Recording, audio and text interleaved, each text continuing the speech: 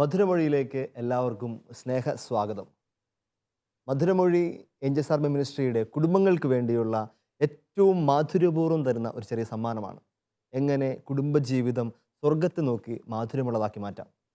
നമ്മൾ പരമ്പരാഗതമായി ചൊല്ലി ശീലിച്ച ഏറ്റവും മാധുര്യമുള്ള ഒരു സുഹൃദയവുമുണ്ടല്ലോ. ഈശോയുടെ മാധുര്യം പേർന്ന തിരുഹൃദയമേ, എൻ്റെ ഹൃദയം അങ്ങയുടെ ഹൃദയം പോലെയാക്കി മാറ്റണമേ. ഇതാണ് ഇവിടെയുള്ള ചെറിയൊരു ശ്രമം.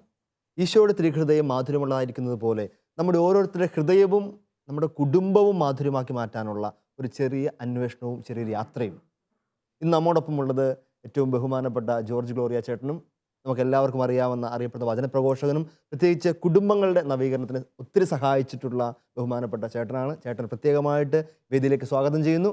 ഇന്ന് നമ്മോടൊപ്പമുള്ള കുടുംബം ഏഞ്ചൽസ് ആർമി മിനിസ്ട്രിയിൽ ഒത്തിരി ആക്റ്റീവായി ഒത്തിരി കുടുംബങ്ങളെ മുൻപിൽ നിന്ന് നയിക്കുന്ന ബഹുമാനപ്പെട്ട doctor George Lyons, Thrissur saint James ഹോസ്പിറ്റലിലെ ആയുർവേദ ഹോസ്പിറ്റലിലെ ഡോക്ടറാണ്. അതുപോലെ തന്നെ ആനി ചേച്ചി +2 അധ്യാപികയാണ്. രണ്ടുപേരെയും സ്നേഹപൂർവ്വം മധുരമൊഴിയിലേക്ക് ഏറ്റവും സന്തോഷത്തോടെ സ്വാഗതം ചെയ്യുന്നു. നമ്മുടെ ഇന്നത്തെ വിഷയം ഒരല്പം രസകരമായൊരു വിഷയമാണ്. കുടുംബ പ്രാർത്ഥനയിലെ ഉറക്കമാണ് ഇന്നത്തെ വിഷയം. നമ്മളെല്ലാവരും തുടർച്ചയായിട്ട് ബുദ്ധിമുട്ട് അനുഭവപ്പെടുന്ന, ഞാനും നിങ്ങളുമൊക്കെ കടന്നു പോയിട്ടുള്ള ബുദ്ധിമുട്ടും വരുന്ന തലമുറകൾ കടന്നു പോകാൻ സാധ്യതയുള്ളൊരു ബുദ്ധിമുട്ടുമായ ഒരു ചെറിയ വിഷയമാണ്. ചെറിയ വിഷയമാണെങ്കിൽ പോലും ഒത്തിരി മാതാപിതാക്കളെ സംബന്ധിച്ച് അവർ ഒത്തിരി ബുദ്ധിമുട്ടുന്ന, വിഷമം അനുഭവിക്കുന്ന ഒരു വിഷയമാണ് കുടുംബ പ്രാർത്ഥനയിലെ ഉറക്കം. അതെങ്ങനെ മാറ്റാമെന്ന് കൃത്യമായിട്ട് നമുക്ക് ഒരു ഉത്തരവ് തരാൻ പറ്റില്ലെങ്കിലും അതെങ്ങനെ ഓവർകം ചെയ്യാം, ചെയ്ത ചില കാര്യങ്ങളിലൂടെ ചെയ്ത അനുഭവങ്ങൾ, സാക്ഷ്യങ്ങൾ, വിശുദ്ധരുടെ ജീവിതമൊക്കെ നമ്മളിപ്പോൾ ഇവിടെ ചർച്ച ചെയ്യുന്നതായിരിക്കും. ഒരിക്കൽ ഒരു കൗൺസിലിങ്ങിന് വേണ്ടി ഒരു കുടുംബം ചെന്നപ്പോഴേക്ക് അവിടുത്തെ കൗൺസിലറിൻ്റെ ഒന്നാമത്തെ ചോദ്യം ഇതായിരുന്നു. ഒത്തിരി നീറുന്ന പ്രശ്നങ്ങളുമായിട്ടാണ് ചെന്ന് ആ കുടുംബത്തിലെ കൗൺസിലർ കുടുംബത്തോട് ചോദിച്ച ഒന്നാമത്തെ ചോദ്യം ഇതായിരുന്നു: നിങ്ങൾ കുടുംബ പ്രാർത്ഥന കൃത്യമായിട്ട് ചെല്ലാറുണ്ടോ? അപ്പോൾ അവരുടെ ഉത്തരം മറുപടി ഇല്ലെന്നുള്ളതായിരുന്നു. നിങ്ങൾ പിന്നെ മക്കൾ എഴുന്നേറ്റ് പുറത്തേക്ക് നടന്നു. കുടുംബ പ്രാർത്ഥനയൊക്കെ റെഡിയായി കഴിയുമ്പോഴേ നിങ്ങളുടെ സകല പ്രശ്നങ്ങളും മാറിക്കൊള്ളും. കുടുംബ പ്രാർത്ഥനയാണ് അടിസ്ഥാനം. ഒരുമിച്ച് പ്രാർത്ഥിക്കുന്ന കുടുംബം ഒരുമിച്ച് സ്വർഗത്തിലേക്ക് പോകുമെന്ന് വിശുദ്ധർ സാക്ഷിക്കുന്നുണ്ട്. നമ്മുടെ സിനിമകളിലൊക്കെ എത്ര മനോഹരം, പണ്ടുള്ള സിനിമകളിലും ഇന്നുള്ള സിനിമകളിലും ഒക്കെ നമ്മുടെ അമ്മച്ചിമാരുടെ കുടുംബ പ്രാർത്ഥനകളൊക്കെ എത്ര മനോഹരമായിട്ടാണ് വിശദീകരിക്കുന്നത്. നന്മ നിറഞ്ഞ മറിയമേ, എടിയേലിക്കുട്ടി ആടിനഴിച്ചു കിട്ടിയോ, പരിശുദ്ധ മറിയമേ തമ്പുരാൻ്റെ അമ്മേ കോഴിക്കൂട് അടച്ചോ എന്നുള്ള പരമ്പരാഗതമായ തമാശകളും പല കാരണങ്ങളുണ്ട് ഇതിനകത്ത്. ഒന്ന്, നമ്മൾ ഒട്ടും അശ്രദ്ധമായിട്ട് പങ്കെടുക്കുന്നതുകൊണ്ടായിരിക്കും. അശ്രദ്ധമായിട്ട് ഏറ്റവും പങ്കെടുക്കാൻ സാധ്യതയുള്ള സമയം നമ്മൾ രുത്തിനിയും കൂടിയാണ്. രുത്തിനിയൊക്കെ ചെല്ലി വിടുന്നത് കണ്ടു കഴിഞ്ഞാൽ ശാശു ശൂ ശൂ ശൂ എന്ന് പറഞ്ഞങ്ങ് വളരെ ഫാസ്റ്റായിട്ടങ്ങ് പോകുമ്പോൾ ഒരിക്കലും കുടുംബത്തിൽ നടന്ന മനോഹരമായ തമാശയുണ്ട്.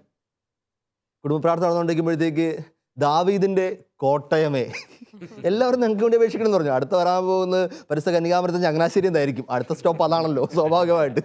ഇങ്ങനെ ഒത്തിരി തമാശകൾ നമ്മൾ പലപ്പോഴായിട്ട് കേട്ടിട്ടുണ്ട്. പക്ഷെ നമ്മളിന്ന് കടന്നു പോകാൻ ശ്രമിക്കുന്നതിൻ്റെ കോർ ഇഷ്യൂയിലേക്ക് എങ്ങനെയൊക്കെ നമുക്കിതിൽ നിന്ന് വ്യത്യസ്തമായിട്ട് മാറി നടക്കാൻ ശ്രമിക്കാം. അത് ആദ്യമേ തന്നെ ജോർജേട്ടനാണ് ചോദ്യം. ഒത്തിരി മക്കളെ വളർത്തിയും അതുപോലെ തന്നെ ഒത്തിരി കുടുംബങ്ങൾക്ക് കല്യാണം കഴിക്കുന്നതിന് മുമ്പേ തന്നെ കുടുംബ നവീകരണത്തിൻ്റെ മേഖലയിൽ കുടുംബങ്ങൾക്ക് ക്ലാസ് എടുത്ത് തുടങ്ങിയ ഒരു മഹാനെന്ന നിലയിൽ അദ്ദേഹത്തിന് തന്നെയാണ് നമ്മുടെ ആദ്യ ചോദ്യം. ജോർജേട്ടാ, ഇതിന് പിന്നിൽ പ്രധാനപ്പെട്ട കാരണങ്ങൾ എന്തൊക്കെയായിരിക്കും, അല്ലെങ്കിൽ നമുക്ക് എങ്ങനെ ഓവർകം ചെയ്യാൻ പറ്റുമായിരിക്കും? എനിക്കതൊരു ശാസ്ത്രീയമായിട്ട് വിശകലനം ചെയ്യാനൊന്നും ഏതാണല്ലോ എനിക്ക് പറ്റുമെന്ന് തോന്നുന്നില്ല. പറഞ്ഞ ഒത്തിരി മക്കളെ വളർത്തിയിട്ടുണ്ട്, 4 പേരെ വരെ. പക്ഷേ അതിലേറെ മക്കളുടെ പ്രശ്നങ്ങളിലേക്ക് ഇടപെടാൻ ദൈവം അനുഗ്രഹിച്ച് എനിക്ക് സൗകര്യം തന്നിട്ടുണ്ട്. അതുകൊണ്ട് അങ്ങനെയും കുറച്ച് എനിക്ക് പറയാൻ പറ്റും. പക്ഷെ ഞാൻ ഓർക്കുകയാണ്, എൻ്റെ മക്കളിൽ തന്നെ തുടങ്ങാം. എൻ്റെ കുടുംബത്തിൽ കരയച്ചൻ പറഞ്ഞ പോലെ കല്യാണത്തിന് മുമ്പേ തന്നെയൊക്കെ കുടുംബ നവീകരണത്തിന് വേണ്ടിയൊക്കെ പ്രസംഗിക്കുമായിരുന്നെങ്കിലും ജീവിക്കാൻ തുടങ്ങുമ്പോഴാണ് നമ്മളതിൻ്റെ ഒരു തനിമ മനസ്സിലാകാൻ പോകുന്നത്. ഈ പറഞ്ഞത് എവിടം വരെയൊക്കെ പ്രായോഗികമാക്കാൻ പറ്റുമെന്നുള്ളത് ജീവിച്ചു തുടങ്ങുമ്പോഴാണ് വാസ്തവത്തിൽ അറിയുന്നത്. അപ്പോൾ എൻ്റെ ജീവിതത്തിൽ, എൻ്റെ കുടുംബത്തിൽ ഇടയ്ക്കൊരു കാലഘട്ടത്തിൽ, തുടക്കത്തിലൊന്നും അല്ല, പക്ഷേ ഇടയ്ക്കൊരു സമയത്ത് ഒരു മകൾ സന്ധ്യാപ്രാർത്ഥന എപ്പോഴാണ് നടക്കുന്നതെങ്കിലും അവൾ ഉറങ്ങിയിരിക്കും. സമയത്തിൻ്റെ പ്രത്യേകതയല്ല, അത് 6:30 സന്ധ്യാപ്രാർത്ഥന. ടൈറ്റിൽ എഴുതി കാണിക്കുമ്പോഴേ അടിയെന്ന് എഴുതി കാണിക്കുമ്പോഴേ എന്ന് പറയുന്ന പോലെ ഉറങ്ങിയിരിക്കും. എനിക്ക് അവളെ നല്ലപോലെ മനസ്സിലായിട്ടുള്ള മക്കളെ ഓരോരുത്തരെയും വ്യക്തിപരമായിട്ട് എനിക്ക് അറിയാം എന്തുകൊണ്ട് ഒരാൾ ചെയ്യുന്നു. അതുകൊണ്ട് തന്നെ സ്വാഭാവികമായിട്ട് അവൾ മനഃപൂർവ്വം ഉറങ്ങുന്നില്ല എന്നെനിക്ക് നല്ല ഉറപ്പുണ്ട്. അല്ലെ, അവളുടെ അലസതയല്ല, അവൾക്ക് താല്പര്യക്കുറവല്ല, ഇതൊക്കെ എനിക്കറിയാം. അതുകൊണ്ട് ഞാനും കൂടി ഒന്ന് സഹായിക്കാമെന്ന് വിളിച്ച് ആദ്യം ചെയ്ത ഒരു മാർഗം എൻ്റെ അരിയെ ഇരുത്തി. ഒരു ഇഷ്യൂ ആക്കണ്ട, പബ്ലിക് ഇഷ്യൂ ആക്കേണ്ട കാര്യം. പബ്ലിക് ഇഷ്യൂ എന്ന് ഞങ്ങൾ കുടുംബത്തിൽ മൊത്തത്തിൽ എല്ലാവരും അത് അറിയേണ്ട കാര്യമില്ല, നാണക്കേടിന് വിഷയമാവാൻ വിഷയമാകാൻ സാധ്യതയുണ്ട്. സാധ്യതയുണ്ടല്ലോ. അത് വേണ്ടല്ലോ എന്ന് ചോദിച്ചാൽ എഴുതി ഞാൻ പതുക്കെ ഇങ്ങനെ ഇവൾ ഉറങ്ങിയെന്ന് കാണുമ്പം എൻ്റെ പ്രാർത്ഥന പ്രധാനമായിട്ട് ഇവളെ കേന്ദ്രീകരിച്ചായി. അങ്ങനെ ഞാൻ ഇങ്ങനെ തട്ടിയും മുട്ടിയൊക്കെ ഇരുന്നു.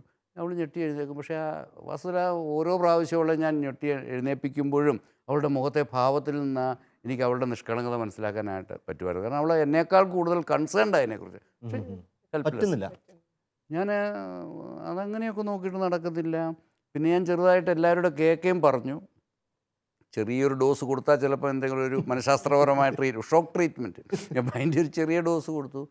അതുകൊണ്ടും ഒന്നും സംഭവിക്കുന്നില്ല. പിന്നെ ഇപ്പം ഞാനോട് ഇത് മിക്കവാറും തിന്മയായിരിക്കും, അതല്ലെങ്കിൽ എൻ്റെ കൊച്ച് എങ്ങനെയാ എന്നൊക്കെ എൻ്റെ കൊച്ച്. അപ്പം ആ അഹംഭാവത്തോടും കൂടിയാണ് എൻ്റെ കൊച്ചിന് അങ്ങനെ വരാൻ വഴിയില്ലല്ലോ. അങ്ങനെ തന്നെ അതുകൊണ്ട് ഒപ്പം തന്നെ ഉണ്ട് എൻ്റെ ഒരു ഈഗോയും ഉണ്ട്. കാര്യം നാട്ടുകാരും അറിയുന്നില്ലെങ്കിലും എൻ്റെ വീട്ടിൽ കുടുംബ പ്രാർത്ഥന ഭംഗിയായിട്ട് നടക്കുന്നു എന്ന് പറയാനാണ് എനിക്ക് ആഗ്രഹം. പക്ഷെ അത് കള്ളം പറയാതെ പറയണമെന്നുമുണ്ട്. അപ്പോൾ അതുകൊണ്ട് തന്നെ ഇവളുടെ ഉറക്കം എനിക്കൊരു പ്രശ്നമായിട്ട് നല്ലപോലെ പ്രശ്നമാകുന്നുണ്ട് ഉള്ളിൽ.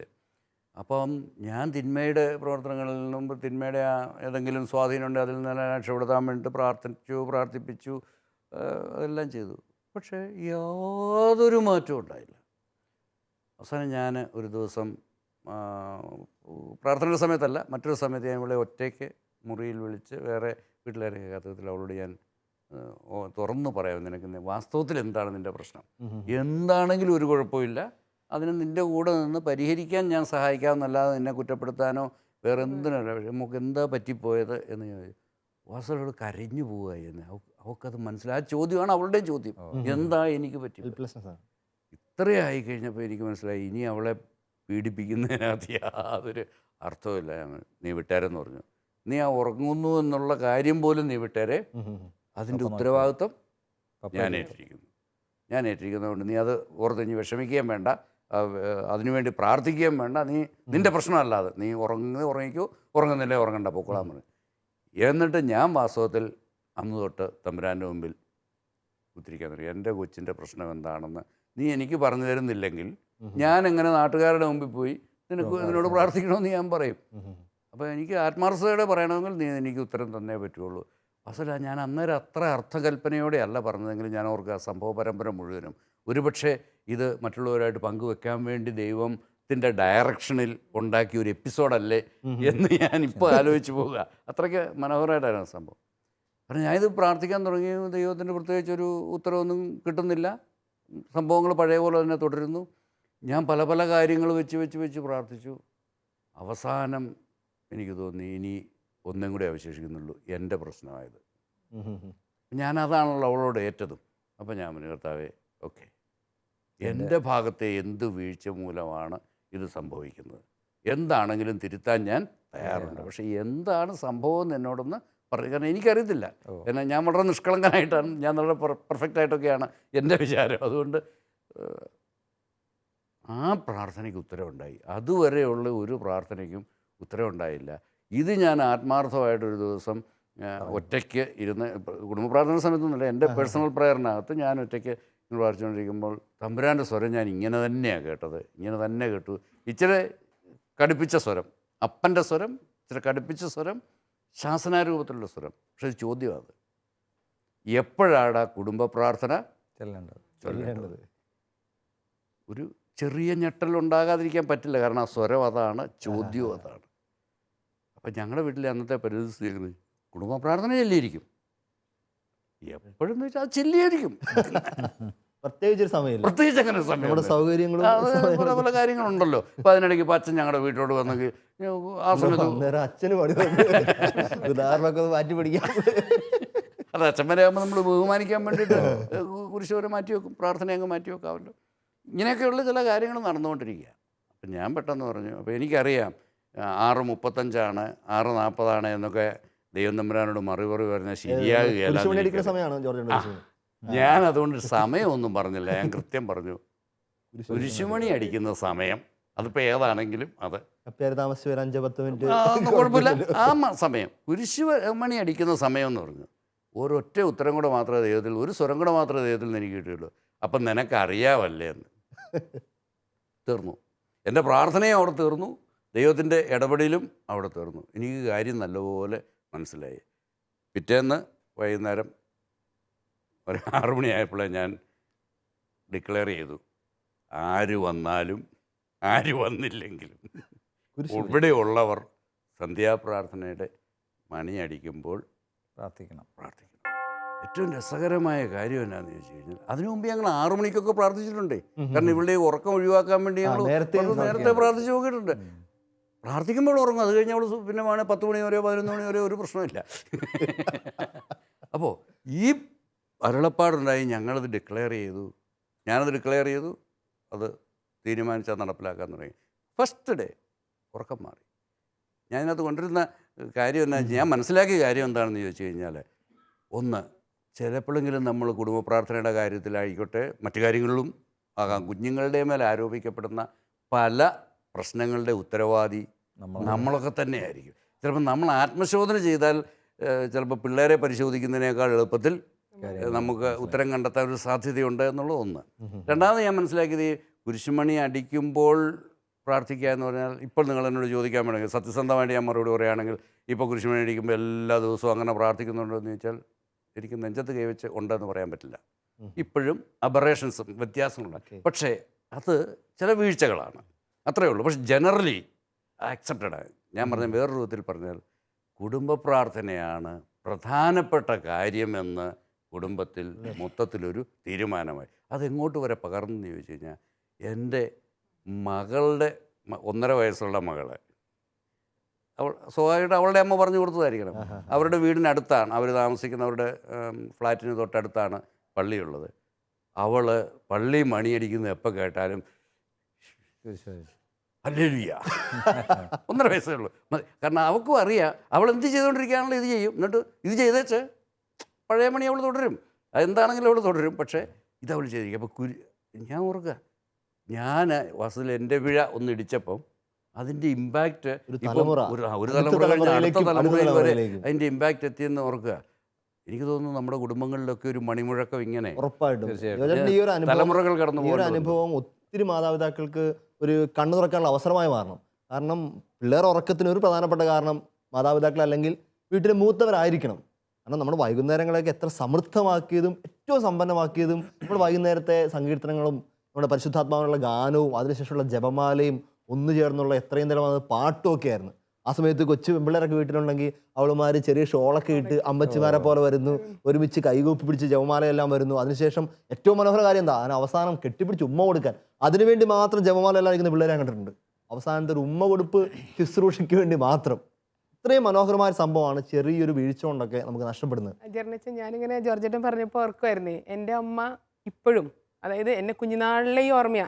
ജോർജേട്ടൻ ഇപ്പോൾ പറഞ്ഞു മോളുടെ കൊച്ച് കുരിശുമണി അടിക്കുമ്പോൾ പെട്ടെന്ന് ഹല്ലേലൂയ പറയുന്ന പോലെ അമ്മ ഇപ്പോഴും, ഇത്ര ഞങ്ങൾ കല്യാണം കഴിഞ്ഞു ഇത്തിരി വർഷങ്ങളായി, ഇപ്പോഴും ഞങ്ങൾ വീട്ടിൽ ചെന്നാൽ കുരിശുമണി അടിക്കുന്ന ശബ്ദം കേട്ടാൽ അപ്പോൾ അവിടെ എന്തൊക്കെ പണിയാണെങ്കിലും എത്ര അതിഗംഭീരമായ കാര്യങ്ങളാണ് ചെയ്യുന്നതെങ്കിലും അത് ഉടനെ ഓൺ ദ സ്പോട്ട് അവിടെ വെച്ചുകൊണ്ട് എല്ലാവരെയും വിളിച്ചു കൂട്ടി അപ്പം കർത്താവിൻ്റെ മാലക ചൊല്ലി പ്രാർത്ഥിക്കുന്ന പതിവ് ഇന്ന് വരെ. മമ്മി ഒരു സാധാരണക്കാരിയായ ഒരു സ്ത്രീയാണ്, പക്ഷെ എങ്കിലും അത് കൃത്യമായിട്ട് ആത്മീയത ഒരു ഓർഡറാണ്, ഒരു കൃത്യതയും ഒരു ഓർഡറൊക്കെ തന്നെയാണ് ആത്മീയതയിലും നമുക്ക് നടപ്പാക്കാൻ ശ്രമിക്കേണ്ടത്.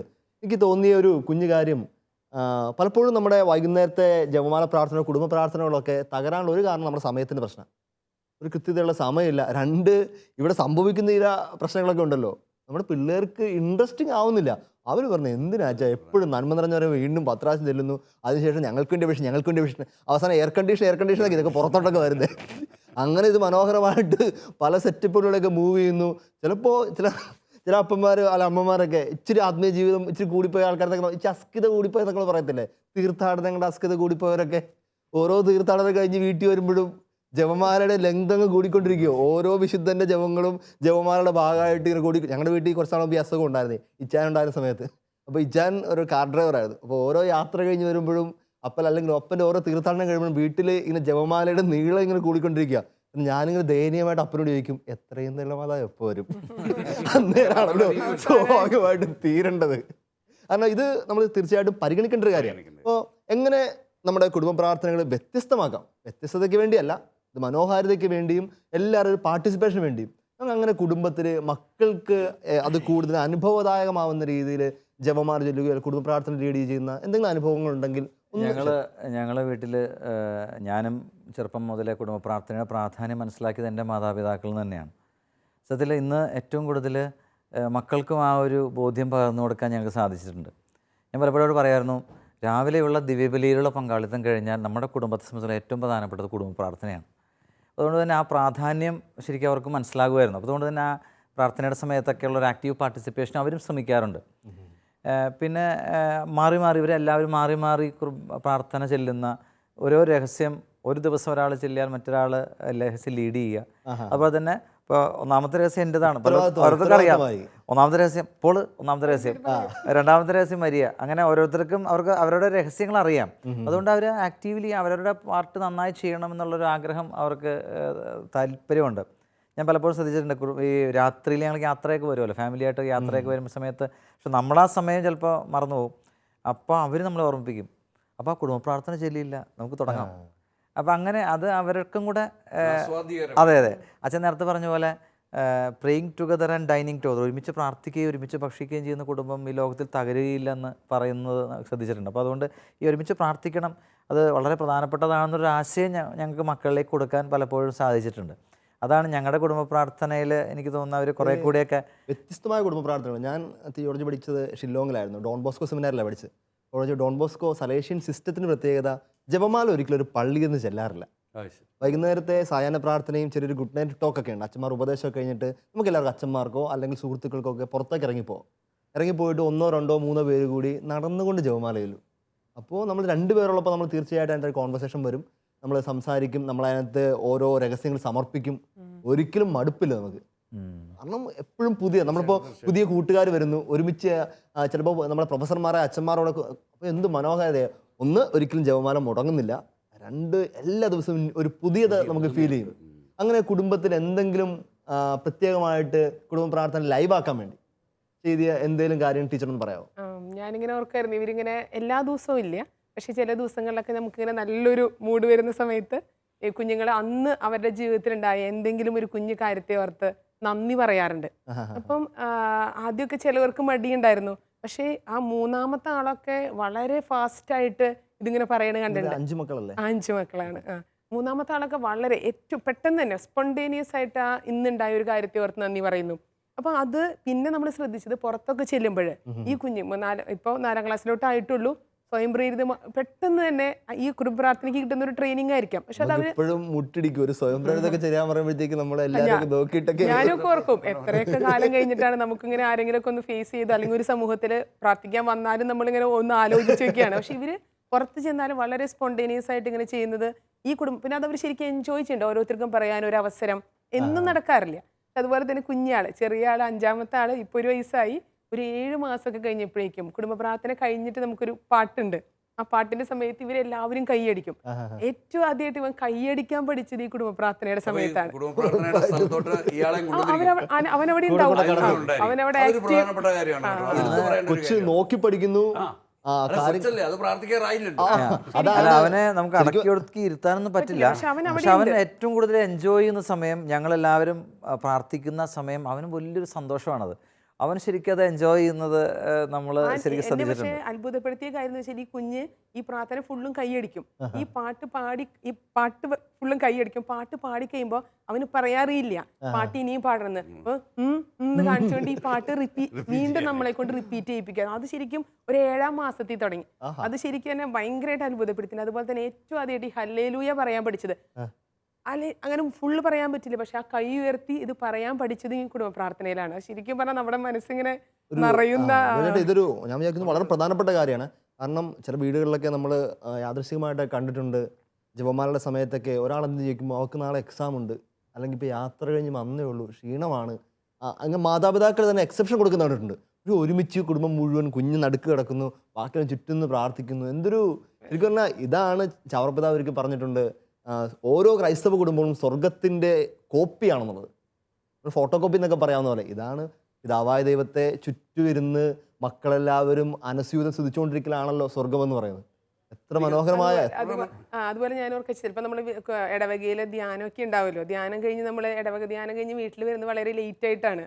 അപ്പൊ നമുക്ക് സ്വാഭാവികമായിട്ട് നമ്മളെ പ്രാർത്ഥനയോട് പ്രാർത്ഥനയായിരുന്നു. നമ്മൾ ഓർക്കും ഇതും വളരെ കൃത്യമായിട്ട് exception എടുക്കുന്ന സ്ഥലമാണ്. നമ്മൾ ഇന്ന് അവിടെ പ്രാർത്ഥനയ്ക്ക് ഇത്രയും 9:30 കഴിഞ്ഞ് ചിലപ്പോൾ വീട്ടിലെത്തുമ്പോൾ അപ്പോൾ പലപ്പോഴും നമ്മളൊക്കെ ഒരു ഇച്ചിരി അന്ന് അടുക്കളയിൽ ഇനി കുറേ കാര്യങ്ങൾ ചെയ്യേണ്ടത്, പക്ഷേ ഈ മക്കളാണ് പലപ്പോഴും അർപ്പിച്ചിട്ടുള്ളത് കുടുംബ പ്രാർത്ഥന ചൊല്ലണ്ടേ എന്ന് ഒരു കാര്യം ഓർമ്മിപ്പിച്ചിട്ടുള്ളത്. ഈ പെരുന്നാളുകൾ ഞങ്ങൾ ഈ തൃശ്ശൂർ ഭാഗത്ത് പെരുന്നാളുകൾ ഭയങ്കര പ്രധാനപ്പെട്ടതാണ്. പക്ഷെ ഞാൻ എൻ്റെ വീട്ടിൽ അപ്പച്ചൻ പെരുന്നാൾ ദിവസം പ്രാർത്ഥിക്കുന്നത് ഞാൻ കണ്ടു വളർന്നിട്ടുണ്ട്. അതുകൊണ്ട് തന്നെ പെരുന്നാളിനും ഗസ്റ്റ് ഉണ്ടാവും, തിരക്കുകളുണ്ട്, ചുറ്റും ബഹളങ്ങളുണ്ട്. പക്ഷെ എങ്കിൽ പോലും പ്രാർത്ഥനയുടെ ഒരു സമയം അവിടെ നിർബന്ധമായിട്ട് മാറ്റി വെക്കപ്പെടുന്നുണ്ട്. വേറൊരു കാര്യം എനിക്ക് തോന്നുന്നു, എനിക്കറിയത്തില്ല അത് ഒരു അനുകരണാർഹമായൊരു കാര്യമാണോ അല്ലെങ്കിൽ ഒരു ഉതപ്പാണോ എന്ന് എനിക്കറിഞ്ഞൂടാ. ധൈര്യമായിട്ട് പറഞ്ഞു. കാരണം ഇപ്പോൾ ആ വ്യത്യസ്തതയുടെ കാര്യം ഞാൻ പറയാം. ഞാൻ ജനറലി ഞങ്ങളുടെ വീട്ടിൽ എന്താണെന്ന് വെച്ചാൽ ജവമാല കാണും, കരുണക്കൊന്ത കാണും, പിന്നെ സ്വയം പ്രാർത്ഥനയ്ക്ക് വേണ്ടിയിട്ട് ഒരു ഇതുണ്ട്. പിന്നെ ഞാൻ നിർബന്ധമായിട്ടുണ്ടാകുന്ന ഒരു ഐറ്റമാണ് ഓരോരുത്തരും ബൈബിളിൽ നിന്നൊരു ചെറിയ പോർഷൻ, ഞാൻ ഇതിനെപ്പറ്റി സൂചിപ്പിക്കാൻ ആഗ്രഹിച്ചതായിരുന്നു. ചെറിയൊരു പോർഷൻ വായിക്കുക എന്നുള്ള ആ ഒരു ഇതുണ്ട്. അത് എല്ലാവർക്കും ബാക്കി പ്രാർത്ഥനയിൽ താല്പര്യം ഇതിൻ്റെ വ്യത്യസ്തമായ ലെവലുകൾ കാണും. പക്ഷേ ഇതെല്ലാവർക്കും വളരെ താല്പര്യമുള്ള ഭാഗമാണ് ഈ ബൈബിളിൽ നിന്ന്. കാരണം അവർക്കെല്ലാം മോറോർലെസ് ഞാൻ പറഞ്ഞു കൊടുത്തതല്ല കേട്ടോ, ഇത് ചെയ്യുന്നത് ഞാൻ പറഞ്ഞു കൊടുത്തിട്ടുണ്ട്. നിങ്ങൾ നമുക്ക് ഇഷ്ടമുള്ള എവിടുന്ന് വേണമെങ്കിലും എടുക്കാം, അവർക്ക് നേരത്തെ നോക്കി വെച്ചിട്ട് എടുക്കാം, അല്ലെങ്കിൽ അവർക്ക് താല്പര്യമുള്ളത് എടുക്കാം, അല്ലെങ്കിൽ അന്നേരം നൂർത്തെടുക്കാം. പക്ഷെ ജനറലി അവരിപ്പം അന്നേരം അങ്ങ് നൂർത്തെടുക്കുക, കിട്ടുന്നിടം വായിക്കാം. ഇവർക്ക് കിട്ടിയിരിക്കുന്ന ഒരു ബോധ്യം ഞാൻ പറഞ്ഞു കൊടുത്തിട്ടുണ്ടായതല്ല, അവർക്ക് സ്വമേധയാ ഉണ്ടായ ഒരു ബോധ്യം. അതിലൂടെ ദൈവം പേഴ്സണലായി അവരോട് സംസാരിക്കുന്നു എന്നുള്ളത്. അതുമൂലം അവർക്ക് അത് വളരെ താല്പര്യത്തോടെ കാത്തിരിക്കുക, ഇന്ന് എന്നതായി എന്നോട് ദൈവം സംസാരിക്കുന്ന ആകർഷയില്ലാത്ത. അപ്പോൾ അതൊരു ഞാൻ പറഞ്ഞു വന്നത് എന്താണെന്ന് വെച്ചാൽ, ഒരു ദിവസം സംഭവിച്ചതാണ്. ഞാൻ എൻ്റെ ഒരു മോള് കോപ്പി അടിക്കാൻ പാടില്ലെന്ന് നിർബന്ധമായിട്ട് അറിയാമല്ലോ, കോപ്പി അടിക്കാൻ പാടില്ല, അവൾ കോപ്പി അടിക്കില്ല. എത്ര ബോർഡിൽ തന്നെ ഒരു പ്രാവശ്യം സംഭവിച്ച ക്വസ്റ്റ്യൻ്റെ ആൻസറുകൾ മുഴുവൻ അവരുടെ ക്ലാസ്സിൻ്റെ ബോർഡ് കിടപ്പുണ്ട്, അവിടെയാ പരീക്ഷാ ഹാള്. അപ്പം ഇവള് പറയും ഞാൻ ഒത്തിരി കഷ്ടപ്പെട്ടു അങ്ങോട്ട് നോക്കാതിരിക്കാൻ വേണ്ടി. അങ്ങനെ. പക്ഷെ അവൾ അന്ന് ഉന്നയിച്ച പ്രശ്നം ഇതായിരുന്നു, എൻ്റെ അടുത്തിരുന്ന കുട്ടി എൻ്റെ പേപ്പറിൽ നോക്കി എഴുതിക്കൊണ്ടിരിക്കുക. അത് എനിക്ക് തടയാൻ തോന്നിയില്ല, കാരണം അവൾക്ക് തീരെ അറിയത്തില്ല, തോറ്റു പോകുന്ന ആളാണ്, രക്ഷപ്പെട്ടു പോകണ്ടേ. പക്ഷേ ഇത് ചെയ്തേച്ചിറങ്ങുമ്പം ഞാൻ ചെയ്തത് തെറ്റല്ലേ, ഞാനൊരു കള്ളത്തരത്തിന് കൂട്ടുനിന്നില്ലേ, ഇതൊരു ഇഷ്യൂ ആയിട്ട് വാസല പ്രാർത്ഥനയ്ക്ക് ഇരിക്കുമ്പം വരിക. അന്നത്തെ ദിവസം വേറെ ഒരു പ്രാർത്ഥന ഉണ്ടായില്ല, ദൈവവചനം എടുത്ത് വായിച്ചത് മാത്രമേ ഉള്ളൂ. ബാക്കി എല്ലാ ഔപചാരിക ഘട്ടങ്ങളും ഒഴിവായിപ്പോയി. കാരണം ഇതെല്ലാവരും കൂടെ ഞാൻ ഉടനെ ഉത്തരം കൊടുക്കുകയായിരുന്നില്ല ചെയ്തത്, അതെല്ലാവരുടെയും കൂടി ഇഷ്യൂ ആക്കി. ഓക്കെ, ഓരോരുത്തർക്കും എനിക്കും ഒരഭിപ്രായമുണ്ട്, അവർക്കും ഒരഭിപ്രായമുണ്ട്. പക്ഷേ ഞങ്ങൾ അവസാനം അതിന് ഒരു സ്നേഹത്തിന് വിരുദ്ധമാകാതെ, അപ്പോൾ അതാണ് അവിടുത്തെ ഇഷ്യൂ. കാണിക്കാതിരുന്നാൽ സ്നേഹത്തിന് വിരുദ്ധമാകും, കാണിച്ചു കൊടുത്താൽ ദൈവം പ്രമാണത്തിന് ലംഘനമാകും. ഇവിടെ അവസാനം ഞങ്ങൾ പലരും പല വശങ്ങളും എല്ലാം പറഞ്ഞ് ഞങ്ങൾ എത്തിച്ചേർന്നു, വാസ്തവത്തിൽ അവൾക്ക് കാണിച്ചു കൊടുക്കുന്നത് നന്മയാണോ തിന്മയാണോ? നന്മയല്ല. നന്മയല്ലെങ്കിൽ അവളെ സ്നേഹിക്കലല്ല, നല്ലത് കൊടുക്കലാണ് സ്നേഹിക്കൽ. വിഷം കൊടുക്കൽ ഒരിക്കലും സ്നേഹമല്ല. അപ്പോൾ അത് ചെയ്യേണ്ട കാര്യമില്ല, സ്നേഹപൂർവ്വം അത് നിരസിക്കാം. സ്നേഹപൂർവ്വം ഞാൻ പറഞ്ഞതെന്ന് വെച്ചാൽ അത് ആ ഞങ്ങളുടെ സൂനഹദോസിൽ എടുത്ത ഒരു തീരുമാനമാണത്.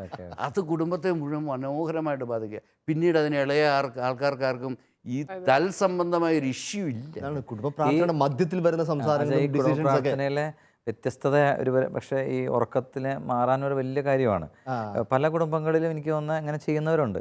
ചിലർ പറയാറുണ്ട്, ചിലർ പാട്ടുകളൊക്കെ പാടി കുറച്ച് സമയം സ്തുതിക്കാനും അങ്ങനെയൊക്കെ എടുക്കുന്ന ചില കുടുംബങ്ങളുണ്ട്. ചിലപ്പോഴെങ്കിലും നമുക്ക് ഞങ്ങൾ ഒരു സമയത്ത് ചെയ്യുന്ന യുകാറ്റിലെ ഏതെങ്കിലും ഒരു ചോദ്യം പ്രാർത്ഥനയുടെ സമയത്ത് അത് കഴിഞ്ഞിട്ട് നമ്മൾ യുകാറ്റ് ഒന്ന് വചനം എടുത്തിട്ട് അത് ആരെങ്കിലും ഒരാൾ ഓരോ ദിവസം അപ്പോയിന്റ് ചെയ്തേക്കാണ്, അപ്പൊ അതിനുവേണ്ടി പഠിക്കും, അതിനുവേണ്ടി പ്രാർത്ഥിച്ചൊരുങ്ങും. അങ്ങനെ നമുക്ക് പല രീതിയിൽ അങ്ങനെ നമ്മുടെ വൈകുന്നേര പ്രാർത്ഥന മനോഹരമാക്കാം. കാരണം ഇതാണ് ശരിക്കുള്ള അപ്പം, ഇതാണ് വീടിന്റെ ശരിക്കുള്ള മൂലക്കല്ല് എന്ന് പറയുന്നത്, വൈകുന്നേരത്തെ കുടുംബ പ്രാർത്ഥന. രണ്ട് മനോഹരമായ കുടുംബ പ്രാർത്ഥനകളെ അനുസരിപ്പിച്ചിട്ട് നമുക്ക് എപ്പിസോഡ് അവസാനിപ്പിക്കാൻ വിചാരിക്കുന്നു. ഒന്ന്, എനിക്ക് എൻ്റെ അമ്മയിൽ നിന്ന് കിട്ടിയ ചെറിയ അനുഭവമാണ്. വീട്ടിൽ ഞാൻ സെമിനാരിൽ പോയ സമയത്ത് നമ്മളിങ്ങനെ തരിവർക്ക ശീലം ഉണ്ടായിരുന്നു. അച്ഛന്മാരെ കൊണ്ട് കളയുന്ന നല്ല കവറുകളും നല്ല ബർത്ത്ഡേ കാർഡുകളൊക്കെ ഞാൻ പിറക്കി കഴിയുമ്പോൾ ഒരു ചെറിയൊരു പ്രാർത്ഥന കിട്ടി, വൈദിക വിദ്യാർത്ഥികൾക്ക് വേണ്ടിയുള്ള പ്രാർത്ഥന. ഞാൻ സെമിനാരിൽ പോയി 1ാം വർഷമായിരുന്നു. ഞാനത് അടുത്ത അവധിക്ക് എൻ്റെ ഒരു ഓണാവധിക്ക് തിരിച്ചു വന്നപ്പോൾ ഞാനത് വീട്ടിൽ വെച്ചിട്ട് പോയി ഞാൻ ഓർക്കുന്നുണ്ട്. പിന്നീട് ഞാൻ ഒരു അവധി കുറച്ച് നാൾക്ക് ശേഷം അവധിക്ക് തിരിച്ചു വന്നപ്പോഴത്തേക്ക് അന്ന് ഒത്തിരി ദൂരം യാത്ര ചെയ്ത് മടുത്ത് ക്ഷീണിച്ച വന്ന്. അപ്പോൾ അന്ന് വൈകുന്നേരത്തെ കുടുംബ പ്രാർത്ഥന നമ്മൾ അപ്പനോട് നേരത്തെ ഷട്ടം കെട്ടിയിരുന്നു, ഇച്ചിരി കുറച്ച് തരണം വൈകുന്നേരത്തെ പ്രാർത്ഥനകളും ജപങ്ങളുടെയൊക്കെ. അപ്പോൾ ഞാനിങ്ങനെ എത്രയും ദൈവനാമന് വേണ്ടി കാത്തിരുന്നപ്പോൾ പെട്ടെന്നൊരു പ്രാർത്ഥന, അപ്പനും അമ്മയും മുട്ടുകുത്തി കൈയൊക്കെ പൊക്കി പിടിച്ചിട്ട് പ്രത്യേക പ്രാർത്ഥന. ആ പ്രാർത്ഥന ആദ്യമായിട്ടാണ് ഞാൻ കേൾക്കുന്നത്. പ്രാർത്ഥനയുടെ അവസാനത്തിൽ ചില വാക്കുകളൊക്കെ, ഞങ്ങളുടെ മകനായ ജെറിനെ അങ്ങേ കരങ്ങളിലേക്ക് സമർപ്പിക്കുന്നു, അവനെ ജ്ഞാനത്തിലും പ്രായത്തിലും വിശുദ്ധിയിലും വിജ്ഞാനത്തിലും വളർത്തിക്കൊണ്ടുവന്ന് വിശുദ്ധ ചവറപ്പിതാവിനെ പോലെ വിശുദ്ധനായ പുരോഹിതനാക്കണേ. അതുവരെ ക്ഷീണിച്ചിട്ട് ഞാൻ ഞെട്ടി എഴുന്നേറ്റു. എൻ്റെ പേര് പറഞ്ഞ് പ്രാർത്ഥിച്ചോടെ. ഇത് കുടുംബ പ്രാർത്ഥനയിൽ നമുക്ക് ചെയ്യാവുന്നൊരു കാര്യമാണ്. മക്കളെ ഓരോരുത്തർക്ക് വേണ്ടി ഓരോ നിയോഗങ്ങൾ ചെയ്ത് പ്രാർത്ഥിക്കുക. രണ്ടാമത്തെ കുടുംബ പ്രാർത്ഥന എനിക്ക് ഏറ്റവും കൂടുതൽ സ്വാധീനിച്ച ഒരു വൈകുന്നേരം ഞാൻ ഒരു കുടുംബത്തിൽ പ്രാർത്ഥനയ്ക്ക് വേണ്ടി പോയപ്പോൾ ഉണ്ടായ മനോഹരമായ ഒരു സംഭവമായിരുന്നു. അവിടെ ഞാൻ കുടുംബ പ്രാർത്ഥനയ്ക്ക് പോയി. ഞാൻ ഈ പറഞ്ഞ പോലെ ഓരോ മക്കളാണ്. അപ്പൻ പുറകിൽ കൈവിരിച്ച് പിടിച്ച് മുഴുവൻ കൊന്ത ചെല്ലുന്നു, അമ്മയെ അരികിൽ നിൽക്കുന്നു. മക്കൾ 5 പേരും മുൻപിൽ നിന്ന് ഓരോ രഹസ്യം വെച്ച് ചൊല്ലിക്കൊണ്ടിരിക്കുക. ഓരോ 1ാമത്തെ രഹസ്യം ഇളയ കുട്ടി ചെല്ലുന്നു, അവർക്ക് വേണ്ടി സമർപ്പിച്ച് പ്രാർത്ഥിക്കുന്നു. അതെല്ലാം കഴിഞ്ഞ് അതൊക്കെ ഞാൻ നേരത്തെ കണ്ടിട്ടുള്ള കാര്യങ്ങളാണ് വ്യത്യസ്തമായിട്ട്. പക്ഷേ ഏറ്റവും എനിക്ക് സ്വാധീനിച്ചത് അതിൻ്റെ അവസാനം നമ്മുടെ ലുത്തിനിയുടെ ഭാഗം വന്നപ്പോഴത്തേക്ക് എല്ലാവരും മുട്ടുകുത്തി നിന്നു. ഞാനും യാത്ര ചെയ്ത് ക്ഷണിച്ചെങ്കിലും ഞാനും മുട്ടുകുത്തി നിന്നു. അല്ലെങ്കിൽ അച്ഛൻ മുട്ടുകുത്തിക്കാത്തതുകൊണ്ട് മറ്റുള്ളവർക്കൊരു ഉതപ്പ് വേണ്ടല്ലോ എന്ന് കരുതി. അപ്പോൾ ആദ്യം ലുത്തിനെ തുടങ്ങിയത്, ആദ്യം നമ്മൾ സ്വാഭാവികം തുടങ്ങുന്ന കർത്താവികനമേ കഴിഞ്ഞിട്ട് പരിശുദ്ധ അമ്മയുടെ ഭാഗം വന്നപ്പോൾ വീട്ടിലെ ഇളയ കൊച്ച് അവളുടെ വിശുദ്ധയുടെ പേര് പറഞ്ഞിട്ട് അങ്ങ് തുടങ്ങി. അത് കഴിഞ്ഞ് അവളൊരു 10-25 വിശുദ്ധരുടെ പേര്. ഞാനിങ്ങനെ തരിച്ചു നിൽക്കുകയാണ്, ഇതൊക്കെ എവിടുന്ന് ആദ്യമായിട്ട് വിശുദ്ധരുടെ പേര് കേൾക്കുന്നത്, പല വിശുദ്ധരുടെ. അവളൊരു 10-20 ലിസ്റ്റ് കഴിഞ്ഞപ്പോഴത്തേക്ക് അടുത്ത ആൾ അവളുടെ പേരുടെ വിശുദ്ധ പറഞ്ഞു തുടങ്ങി. അവളുടെ പേരിൻ്റെ വിശുദ്ധയുടെ പേര് പറഞ്ഞ് ഒരു 10-20 പേരുടെ പേര് അവളങ്ങ് പറഞ്ഞു. അത് കഴിഞ്ഞപ്പോൾ തൊട്ടടുത്ത ആൾ തുടങ്ങി. അങ്ങനെ അപ്പൻ്റെ പേര് ജോസഫാ. അതുവരെ നീണ്ട ലിസ്റ്റ്. ഞാൻ വിറച്ചിരിക്കുക. ഇത് കഴിഞ്ഞേക്കാൻ അവർ അച്ഛനെ നോക്കിക്കഴിഞ്ഞാൽ ഇനി മിച്ചം വിശുദ്ധന്മാരൊന്നും എനിക്കറിയത്തില്ല. എനിക്കറിയാവുന്നതും അറിഞ്ഞുകൂടാത്തതുമായ സകല 100-150 വിശുദ്ധരും പറഞ്ഞു കഴിഞ്ഞു. മനോഹരം. അത് കഴിഞ്ഞ് ജപമാലയൊക്കെ കഴിഞ്ഞിട്ട് നോക്കിയപ്പോൾ നമ്മുടെ വീടുകളിലൊക്കെ ഉള്ള പോലെ തന്നെ ലൈനായിട്ട് മക്കളാടി വരുന്നു. അപ്പനും അമ്മയും തലയിൽ കൈവച്ച് കുറച്ച് നേരം പ്രാർത്ഥിക്കുന്നു, കുരിശ് വരയ്ക്കുന്നു, കെട്ടിപ്പിടിക്കുന്നു, ചുംബിക്കുന്നു. വളരെ മനോഹരം. ഞങ്ങളുടെ കുടുംബത്തിൽ ഞങ്ങളിങ്ങനെ ചെയ്യാറുണ്ട് കേട്ടോ. എല്ലാവരും പരസ്പരം സ്തുതി ചൊല്ലി കെട്ടിപ്പിടിച്ചു പോകും. അപ്പോൾ എന്തെങ്കിലും വഴക്കുകളൊക്കെ ഉണ്ടെങ്കിൽ അതൊരു വലിയ സമയമാണ്. ചിലപ്പോൾ പ്രാർത്ഥനയ്ക്ക് മുമ്പ് വരെ ഒരു വഴക്കുണ്ടായാൽ പോലും സ്തുതി ചൊല്ലുന്ന സമയത്ത് അപ്പനും അമ്മയ്ക്കും തീരുന്ന പ്രശ്നങ്ങളൊക്കെ വലിയ എല്ലാ കുടുംബത്തിലും അട്രാക്ഷൻ ആണെന്നുള്ളത് കുടുംബ പ്രാർത്ഥനയുടെ ഒരു ഉറങ്ങാതിരിക്കാനും കൂടെയുള്ള കുട്ടികൾക്കൊരു പ്രചോദനമാണെന്ന് പലപ്പോഴും തോന്നിയിട്ടുണ്ട്. പ്രിയപ്പെട്ടവരെ, നമ്മൾ ഇന്ന് ചർച്ച ചെയ്തത് വളരെ ചെറിയൊരു വിഷയമായിരുന്നെങ്കിൽ പോലും നമ്മുടെ കുടുംബങ്ങളെ ഒരുപക്ഷെ നമ്മുടെ ജീവിതത്തെ ഏറ്റവും കൂടുതൽ സ്വാധീനിക്കുന്ന ഒരു ചെറിയ കാര്യമായിരുന്നു. കാരണം നമ്മുടെ വൈകുന്നേരങ്ങൾ പ്രാർത്ഥനയുടെ വൈകുന്നേരങ്ങളാവട്ടെ. അങ്ങനെയെങ്കിൽ നമ്മുടെ ജീവിതത്തിൽ ഒരിക്കലും അന്ധകാരം പടരുകയില്ല. നമ്മുടെ മക്കളുടെ ജീവിതത്തിലും നമ്മുടെ കുടുംബങ്ങളിലും ചുറ്റുപാടുകളിലുമൊക്കെ നമ്മുടെ വീട് പ്രാർത്ഥിക്കുന്ന വീട്, പീഠത്തിൽ ഉയർത്തി വെക്കപ്പെട്ട ദീപം പോലെ പരിശുദ്ധിയുള്ള വീടായിരിക്കും. ഇത് പറയുമ്പോഴത്തേക്ക് ബുദ്ധിമുട്ടുള്ള കുറച്ച് പേരെങ്കിലൊക്കെ കാണും ഇത് കേൾക്കുമ്പോൾ. കാരണം തുടർച്ചയായിട്ട് കൊന്ത ചെല്ലാൻ പറ്റാത്തവരും, ചിലർക്ക് സ്വാഭാവികമായി വൈകുന്നേരത്തെ ജപമാല പ്രാർത്ഥനകളിൽ ജോലിപരമായ ബുദ്ധിമുട്ടുകളൊന്നും പ്രാർത്ഥിക്കാൻ പറ്റാത്തവരും, അല്ലെങ്കിൽ മറ്റു പല കാരണങ്ങളാൽ നമുക്ക് അവർക്കൊക്കെ വേണ്ടി ഒന്ന് സമർപ്പിച്ച് പ്രാർത്ഥിക്കാം. ഒരു നിമിഷം നമുക്ക് കുടുംബം ഒന്നിച്ച് തമ്പുരാൻ്റെ മുമ്പിൽ ഒന്ന് കരങ്ങൾ കൂപ്പി നിൽക്കട്ടെ. കണ്ടുകൊണ്ട് നിൽക്കുന്ന എല്ലാവരും ഒരു നിമിഷം നമ്മുടെ കുടുംബത്തെ മുഴുവനായി സമർപ്പിച്ച്, മക്കളൊക്കെ വിദേശത്തൊക്കെ ആണെങ്കിലോ ജോലി സ്ഥലത്തൊക്കെ ആണെങ്കിലോ അവരെയൊക്കെ ഒന്ന് മനസ്സിൽ ഓർത്ത് നമുക്ക് ഈ നിമിഷം പ്രാർത്ഥിക്കാം. ഈശോയുടെ മാധുര്യമുള്ള തിരുഹൃദയമേ, നിന്റെ തിരുഹൃദയത്തിലേക്ക് ഞങ്ങളെ കുടുംബത്തെ മുഴുവൻ ഞങ്ങൾ സമർപ്പിച്ച് പ്രാർത്ഥിക്കുന്നു. ഞങ്ങളുടെ കുടുംബം സ്വർഗത്തിന് സാദൃശ്യമാണെന്ന് ഞങ്ങൾക്കറിയാം. മലാഖമാരും ദേവദൂതന്മാരും വിശുദ്ധരും എന്നും എല്ലായ്പ്പോഴും നിന്നെ സ്തുതിച്ചുകൊണ്ടിരിക്കുന്ന ഇടമാണല്ലോ സ്വർഗം. ഞങ്ങളുടെ വീടും പ്രത്യേകിച്ച് ഞങ്ങളുടെ വൈകുന്നേരങ്ങളും ആ സ്തുതിപ്പിൻ്റെ പ്രാർത്ഥനയുടെ ദിവസങ്ങളാകട്ടെ. ഒരു നിമിഷം നമ്മുടെ മക്കളെ ഒന്ന് ചേർത്ത് പിടിക്കാം. പ്രത്യേകിച്ച് പ്രാർത്ഥനയിൽ അലസതയോ മടുപ്പോ ക്ഷീണമോ ഒക്കെ കാണിക്കുന്ന മക്കളുണ്ടെങ്കിൽ ഒരു നിമിഷം അവർ ചേർത്ത് പിടിച്ച് നമുക്ക് പ്രാർത്ഥിക്കാം. കർത്താവായ ഈശോ മിശിഹായെ, നിന്റെ തിരുരക്തത്തിൻ്റെ ശക്തിയും നിന്റെ തിരുക്കുരിശിൻ്റെ മാധ്യസ്ഥോപേക്ഷങ്ങൾ പ്രാർത്ഥിക്കുന്നു. ഞങ്ങളുടെ മക്കളുടെ മേലുള്ള അലസതയും ക്ഷീണവും മടിയുമെല്ലാം കർത്താവായ ഈശോ മിശിഹായുടെ നാമത്തിൽ ശാസിച്ച് പ്രാർത്ഥിക്കുന്നു. അവരുടെ ജീവിതങ്ങളിൽ നിന്ന് ഈ തകർച്ചയുടെ മേഖലകൾ, മടുപ്പിൻ്റെ മേഖലകൾ, പ്രാർത്ഥനയുടെ മേഖലയിലുള്ള തകർച്ചയും എല്ലാം വിട്ടുമാറട്ടെ എന്ന് കർത്താവ് ഈശോ മിശിഹായുടെ നാമത്തിൽ പ്രാർത്ഥിക്കുന്നു. ഒരു നിമിഷം കരങ്ങൾ കൂപ്പി തല കുമ്പിട്ട് നമുക്ക് ആശീർവാദം സ്വീകരിക്കാം. നമ്മുടെ കർത്താവ് ഈശോ മിശിഹായുടെ കൃപയും പിതാവായ ദൈവത്തിൻ്റെ സ്നേഹവും പരിശുദ്ധാത്മാവിൻ്റെ സഹവാസവും പരിശുദ്ധ അമ്മയുടെയും സകല വിശുദ്ധരുടെയും മാധ്യസ്ഥവും അതെല്ലാവരും ഉണ്ടായിരിക്കട്ടെ, ഇപ്പോഴും എപ്പോഴും എന്നേക്കും. ഈശോ മിശിഹായ്ക്ക് സ്തുതിയായിരിക്കട്ടെ. എപ്പോഴും സ്തുതിയായിരിക്കട്ടെ.